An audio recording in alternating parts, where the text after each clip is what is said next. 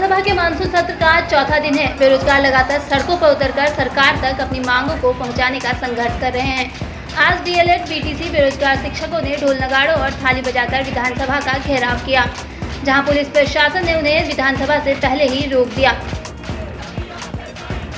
आज तक का इतिहास रहा है कि जब भी बीटीसी की ट्रेनिंग की जाती थी, उनकी ट्रेनिंग पूरी होने के बाद उन्हें 5 से 6 महीने के अंदर नियुक्ति दी जाती थी, लेकिन ये एकमात्र ऐसा पैस है जिसको 2 साल पूरे होने को है, लेकिन आज तक नियुक्ति का रास्ता कहीं से दिख नहीं रहा।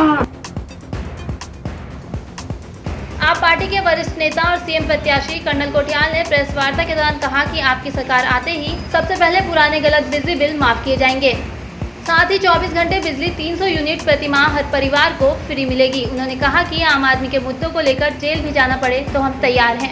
किस तरीके से कार्रवाई कर रही है, क्योंकि 4.5 साल में तो कोई ऐसे पॉइंट आए नहीं कि सरकार जिसे बोलते हैं इफेक्टिव गुड गवर्नेंस, उसमें अपने जो कोई जो ऑर्डर्स पास करती है, गवर्नमेंट ऑर्डर पास करती है कैबिनेट से अप्रूवल के बाद में, जब अपने बजट को देखती है 4.5 साल तक गवर्नमेंट नहीं कर पाई, आखिरी के 6 महीने में वो भी तब कर रही है जबकि सरकार के ऊपर ना क्वेश्चन लगना शुरू हो गया है।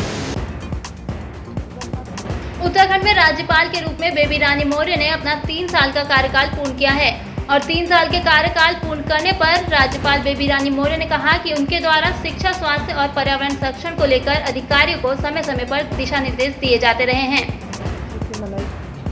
बाबा साहब का जो सपना था कि हर गरीब का बच्चा जो बिल्कुल पिछले नीचे की सीढ़ी पर बैठा है वो भी कैसे ऊपर आए, उसकी शिक्षा का ध्यान, उसके स्वास्थ्य का ध्यान, उसके भोजन का ध्यान, वो काम भी राजभवन कर रहा है। और हम चाहते हैं कि उत्तराखंड का हर बच्चा जो गरीब है, जिसके माता पिता नहीं है या पिता नहीं है, वो हर बच्चा पढ़े और उत्तराखंड की उन्नति में अपना योगदान दे।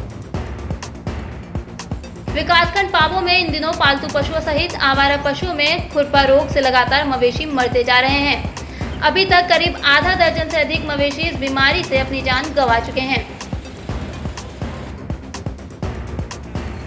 बद्रीनाथ हाईवे पर चमोली मुख्य बाजार में गोपेश्वर मार्ग पर एक मिष्ठान भंडार में भीषण आग लग गई है। देखते ही देखते आग बेकाबू हो गई। आग लगने के कारणों का अभी तक पता नहीं चल पाया है। पूरे देश में कोरोना के बचाव के लिए जनता वैक्सीनेशन करा रही है। जगह जगह अस्पताल में वैक्सीनेशन कराने वालों की भीड़ लगी है। जिला उधम सिंह नगर के जसपुर सामुदायिक स्वास्थ्य केंद्र में भी वैक्सीनेशन कराने वालों का तांता लगा हुआ है। वैक्सीनेशन पूरे जोर शोर के साथ चल रहा है और लोगों में भी जागरूकता बढ़ी है वैक्सीनेशन को लेकर। तीसरे हमारे यहाँ जो है 18 साल से ऊपर के लगभग 60% तक के लोगों का हमारा लगभग टीकाकरण पूर्ण हो गया है। और भी हमने अपील की है लोगों से जल्दी जिनके भी टीकाकरण नहीं हुआ है जल्दी से जल्दी टीकाकरण करा लो, ताकि जो है सभी लोग कोरोना महामारी से सुरक्षित रह सकें। और इसके अलावा हम छोटे बच्चों में माइक्रो न्यूट्रिएंट्स बंटवा रहे हैं पूरे अपने ब्लॉक में, जिसमें विटामिन सी और जिंक की गोली और अन्य बचाव की चीज़ें उसमें दी जा रही हैं। इसके अलावा यहाँ पे डॉक्टरों को भी ट्रेन किया गया है। बच्चों के अगर कोरोना नाम की बीमारी कोई किसी प्रकार की आती है तो उसके लिए हमने 2 चिकित्सा अधिकारियों को यहाँ पे ट्रेन किया हुआ है और बच्चों के लिए अलग से बेड का इंतजाम किया है। सितारगंज के सामुदायिक स्वास्थ्य केंद्र के सामने 2 अगस्त से धरने पर बैठी आशाओं में से एक आशा धरने के दौरान अचानक बेहोश हो गई, जिससे धरने पर उनके साथ बैठी आशाएं घबरा गई, जिसके बाद बेहोश आशा को अस्पताल ले जाया गया। कार्यकर्ती हमारी जो ब्लॉक अध्यक्ष है मंजू देवी, आज कई दिनों से उसे धरने पर भी आ रही है, कई दिनों से बुखार भी आ जा रहा है, फिर भी धरने पर बैठ रही है लगातार। और फिर आज स्वास्थ्य पानी तो आज ठीक ठाक ही था, लेकिन अचानक से भी तबीयत खराब हो गई आज उसकी और बेहोश हो गई। और हम लोग बेहोश होने के बाद में हम लोग CHC के अंदर गए कि डॉक्टर साहब ज़रा देख लीजिए कि इसको क्या हुआ है। डॉक्टर ने कहा कि हम नहीं आएंगे, आप स्ट्रेचर ले जाइए और यहाँ पर ही लाइए इसको। रुड़की में एक नहीं बल्कि 2 स्कूलों के बाहर नगर निगम द्वारा प्रतिदिन डाले जाने वाले कूड़े को लेकर स्कूल में पढ़ने वाले छात्र छात्राएं परेशान हैं। वहीं स्कूल के टीचरों द्वारा कई बार संबंधित अधिकारियों को अवगत कराए जाने के बाद भी अब तक यह कूड़ा नहीं हटाया गया।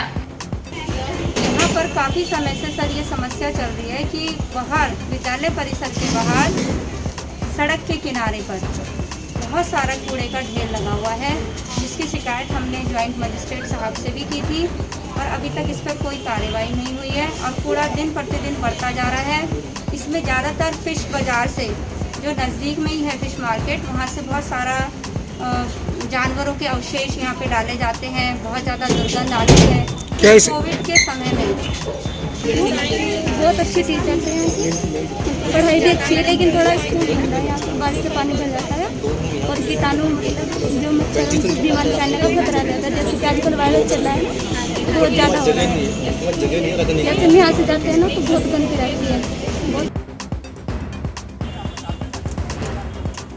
आशा कार्यकर्तियों का 12 सूत्रीय मांगों को लेकर धरना प्रदर्शन लगातार 2 अगस्त से तहसील परिसर में जारी है, जिसमें आज कोटद्वार के पूर्व विधायक शैलेंद्र रावत ने प्रदर्शनकारियों को अपना समर्थन देते हुए कहा कि मात्र 2000 रुपए का मानदेय देकर सरकार द्वारा आशा कार्यकर्तियों का तिरस्कार किया जा रहा है। जनता की गंभीर समस्याओं के समाधान के लिए रात भी दिन भी 24 घंटा खड़े रहते हैं, तो ये तो हमारे हाथ पांव हैं, सरकार के हाथ पांव हैं। सरकार की योजनाओं को आगे बढ़ा रहे हैं और आप जो सरकार की योजनाओं को आगे बढ़ा रहे हैं उन्हीं का दमन कर रहे हो, उन्हीं को दबा रहे हो, उन्हीं को कुचल रहे हो, उन्हीं को कष्ट और पीड़ा के रास्तों से भेज रहे हो। तो ये गलत नीति है सरकार की। सरकार को सोचना चाहिए।